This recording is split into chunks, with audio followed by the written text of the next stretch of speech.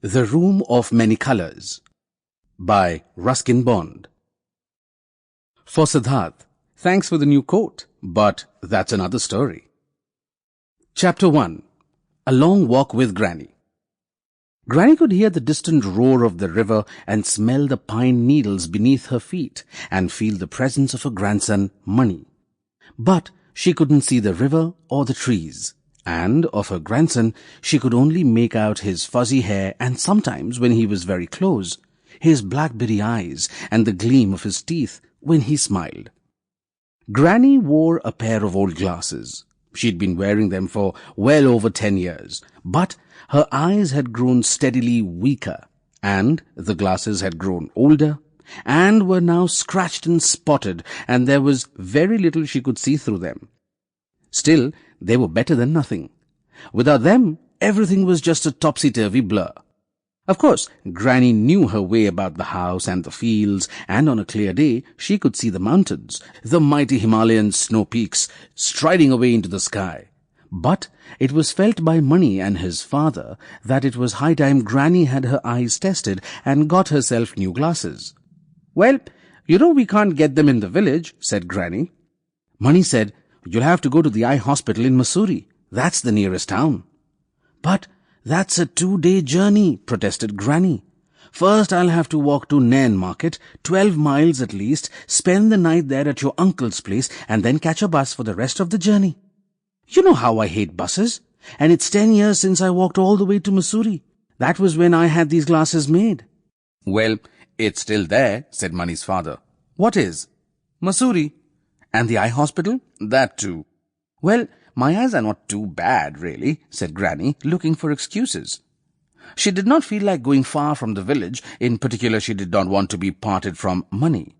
He was 11 and quite capable of looking after himself, but Granny had brought him up ever since his mother had died when he was only a year old.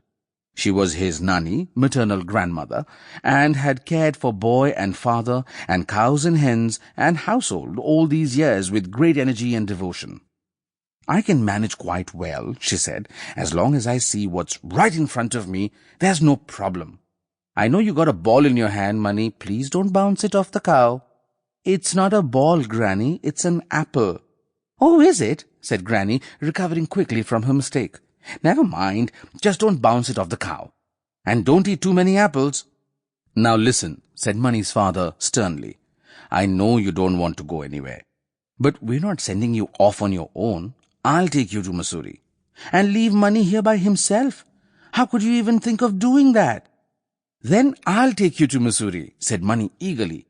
"We can leave father on his own, can't we? I've been to Missouri before with my school friends. I know where we can stay, but—" He paused a moment and looked doubtfully from his father to his grandmother. "You wouldn't be able to walk all the way to Nairn, would you, Granny?" "Of course I can walk," said Granny. "I may be going blind, but there's nothing wrong with my legs." That was true enough.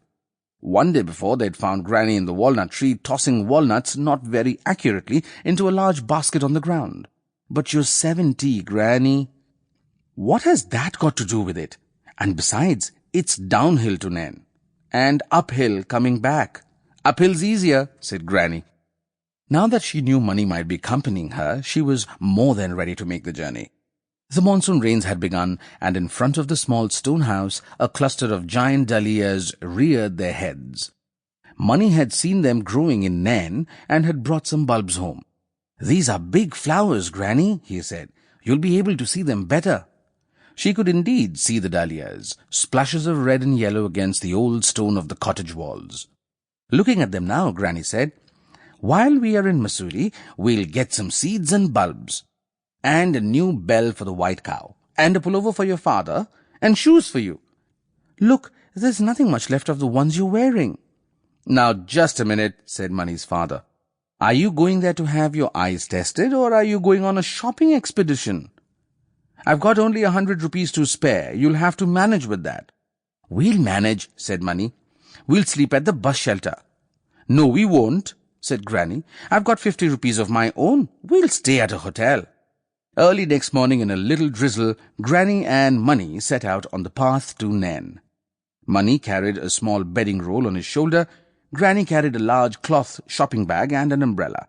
The path went through fields and round the brow of the hill, and then began to wind here and there, up and down and around, as though it had a will of its own, and no intention of going anywhere in particular. Travellers new to the area often left the path because they were impatient or in a hurry and thought there were quicker, better ways of reaching their destinations. Almost immediately they found themselves lost. For it was a wise path and a good path, and had found the right way of crossing the mountains after centuries of trial and error. "Whenever you feel tired, we'll take a rest," said Money. "We've only just started out," said Granny. "We'll take rest when you're hungry." They walked at a steady pace, without talking too much. A flock of parrots whirled overhead, flashes of red and green against the sombre sky. High in a spruce tree, a barbet called monotonously. But there were no other sounds, except for the hiss and gentle patter of the rain. Money stopped to pick wild blackberries from a bush. Granny wasn't fond of berries and did not slacken her pace. Money had to run to catch up with her. Soon his lips were purple with the juice from the berries. The rain stopped and the sun came out. Below them, the light green of the fields stood out against the dark green of the forests, and the hills were bathed in golden sunshine. Money ran ahead. "Can you see all right, Granny?" he called. "I can see the path and I can see your white shirt. That's enough for just now." "Well, watch out. There are some mules coming down the road." Granny stepped aside to allow the mules to pass. They clattered by, the mule driver urging them on with a romantic song, but the last mule veered towards Granny and appeared to be heading straight for her. Granny saw it just in time. She knew that mules and ponies always preferred going around objects if they could see what lay ahead of them. So she held out her open umbrella, and the mule cantered round it without touching her.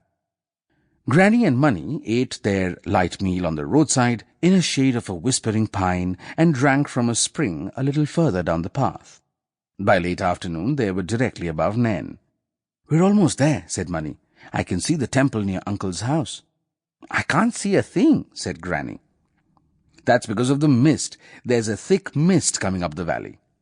It began raining heavily as they entered the small market town on the banks of the river. Granny's umbrella was leaking badly, but they were soon drying themselves in Uncle's house and drinking glasses of hot, sweet, milky tea.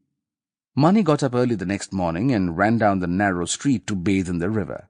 The swift but shallow mountain river was a tributary of the sacred Ganga, and its waters were held sacred too.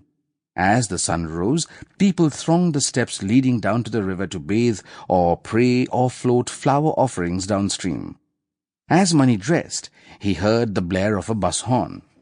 There was only one bus to Mussoorie. He scampered up the slope, wondering if they'd miss it. But Granny was waiting for him at the bus stop. She had already bought their tickets. The motor road followed the course of the river, which thundered 100 feet below. The bus was old and rickety and rattled so much that the passengers could barely hear themselves speaking. One of them was pointing to a spot below, where another bus had gone off the road a few weeks back, resulting in many casualties. The driver appeared to be unaware of the accident. He drove at some speed, and whenever he went round a bend, everyone in the bus was thrown about. In spite of all the noise and confusion, Granny fell asleep, her head resting against Money's shoulder. Suddenly, the bus came to a grinding halt. People were thrown forward in their seats. Granny's glasses fell off and had to be retrieved from the folds of someone else's umbrella. "What's happening?" she asked. "Have we arrived?" "No, something is blocking the road," said Money. "It's a landslide!" exclaimed someone, and all the passengers put their heads out of the window to take a look. It was a big landslide. Sometime in the night, during the heavy rain, earth and trees and bushes had given way and come crashing down, completely blocking the road. Nor was it over yet. Debris was still falling. Money saw rocks hurtling down the hill and into the river. "Not a suitable place for a bus stop," observed Granny, who couldn't see a thing. Even as she spoke, a shower of stones and small rocks came clattering down on the roof of the bus. Passengers cried out in alarm. The driver began reversing as more rocks came crashing down. "I never did trust motor roads," said Granny. The driver kept backing until they were well away from the landslide. Then everyone tumbled. Sample complete. Ready to continue?